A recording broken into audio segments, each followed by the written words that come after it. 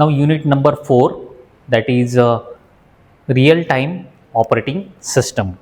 Within this unit we are going to study the systems, those are dedicatedly for embedded systems. Software is the main core component of any embedded system, and when embedded systems are complex in nature, when they perform variety of the tasks, in those cases it is essential to install the operating system within that embedded system so that it can handle all the tasks, all the processes related to the hardware, related to the application programming interfaces. That's why the software which is responsible for performing all the tasks within the embedded system, it is treated as a real-time operating system. Whatever the systems we have seen like Windows or Linux or Apple's Macintosh, so these operating systems are general purpose operating system. Those can be installed into the desktop computers and in the laptops, but the systems those installed into the embedded system specifically to perform the tasks associated with that embedded system, it is treated as a real-time operating system. So we can start the unit. As per the unit is concerned, it is divided in the 5 parts. Within the first part, we are going to see the difference between our normal operating system and embedded operating system. So general operating system or real-time operating system. As per second is concerned, it is dedicated for the characteristics of the real-time operating system, that which characteristics our embedded system should have and what is their description we are going to see in the second one. As per third is concerned, the functions those going to be provided by the operating system. Like we knew that in general operating system we can copy the file, we can create the file, then we can install the hardware. So these are some of the functions of general purpose operating system. Similarly, which functions are there which can be performed by the real-time operating system. Next is features of the real-time operating system, like watchdog timer is the feature, semaphore is the feature, mutex is the feature, where we are going to study the objects of the operating system, so that how to program to those objects and accordingly how to manage the task, how to schedule the task, how to communicate between the two different tasks. So we are going to see in the features of RTOS. And last topic is dedicated for the deadlock, where how deadlock happen, which are the different algorithms to avoid the deadlock, and how to come out of the deadlock situations. So this is about the last topic of the unit. So this way we are going to see the particular unit. As per first topic is concerned, that is the comparison. So as per our operating system is concerned, this first slide I have dedicated for introduction of the operating system. Operating system, obviously it is the software program which is comprised of variety of the small programs, and collectively it forms the operating system for that particular embedded system. As we are talking about the embedded system, we always meant to work in a real-time scenarios. That's why it is treated as a not only operating system, but it is considered as a real-time operating system. Now what we are expecting, that we expect the output within the guaranteed time. We expect the output within the guaranteed time. So that's why the real-time word has been introduced, incorporated, that it is a real time. Now unlike the general purpose operating system, like for example Windows is there, Linux is there, also Unix is there, Macintosh is there, this is of Apple. So these are few famous operating system: Windows, Linux, Unix and Macintosh. As per this unit is concerned, it is real-time operating system where time deadline are critical. Deadlines are critical. That response time should be very fast. Latency time should be very less. So this is the fundamental requirement of any real-time operating system. Now coming to the first point, that is the comparison between the general purpose real-time operating system. This is general purpose real-time operating system and this is real-time operating system. So as per general purpose operating system is concerned, there is no predictability. This is the thing, no predictability. We cannot predict that which operations are going on, which threads are going on, which processes are going on in the background side. As per user is concerned, operating system knew that. So the predictability with reference to the user.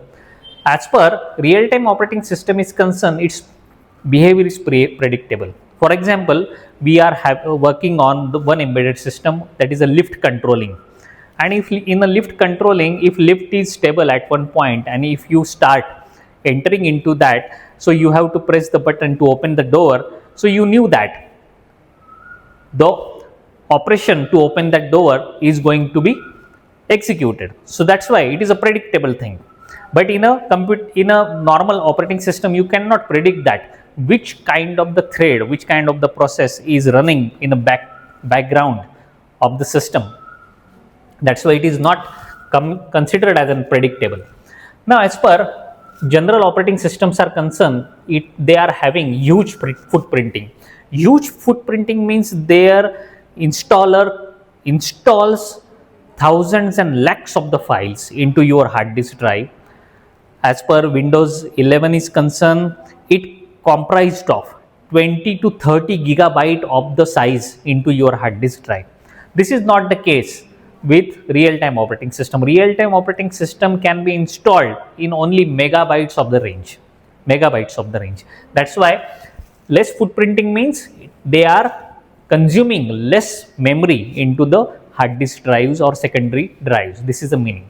As per general purpose is concerned, as they are consuming more memory means large memory is utilized, and here no large memory is needed to install the particular operating system. Now priority inversion is ignored actually in the general purpose operating system.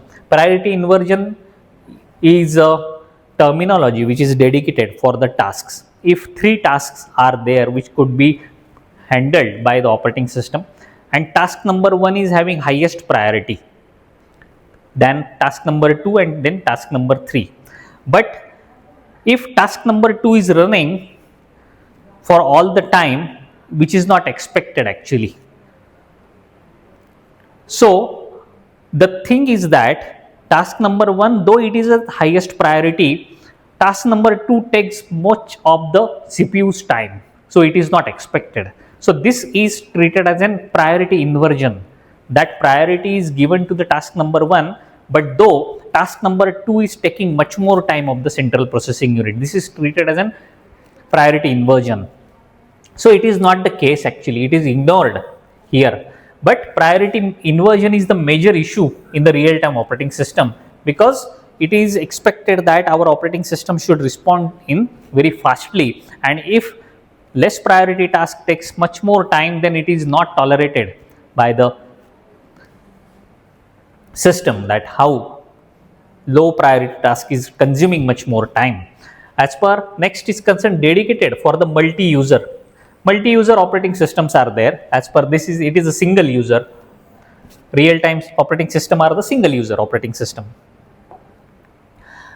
Next is, it is not time sensitive, no time sensitive. Real-time operating systems are no time sensitive. That's why those are not real time, but this is time sensitive. As per scheduling is concerned, random scheduling is there. No specific algorithm is there, random scheduling is there. But scheduling is done on the priority actually. Scheduling is done on the priority. The task which is having highest priority gives the scheduling slice priority wise. Kernel is non-preemption. Kernel is not preemptive. Preemptive means we stop at some time. If something is low priority task is running, then we can stop that. We can interrupt that and move the program counter to the highest priority task. This is called as a preemption or interruption of the low priority task. It is non-preemption, but here it is a preemptive. Preemptive means low priority task get halted for some time, and then the program counter is pointing, or operating system is considering or taking highest priority task into the memory and execute it, and again come back to the low priority task for remaining execution. General operating system is not bounded to the latencies. It is not bounded to the latency. Latency period means once the interrupt has been asserted, request has been asserted, and response is given to give the attention to that particular request, that time duration is treated as an latency. Request and response, whatever the time duration in between these two, it is treated as an latency. And less latency means more fast response. So it is not bounded to the latencies, but these are bounded to the latencies. So these are the difference. These are the difference. These are various points. Those brief us about what is the difference between the general purpose operating system and real time operating system. So in this particular session, I am going to stop at 4.1. This is the only scope of the 4.1. In the next session, I will start 4.2, that is the characteristics of the real time operating system.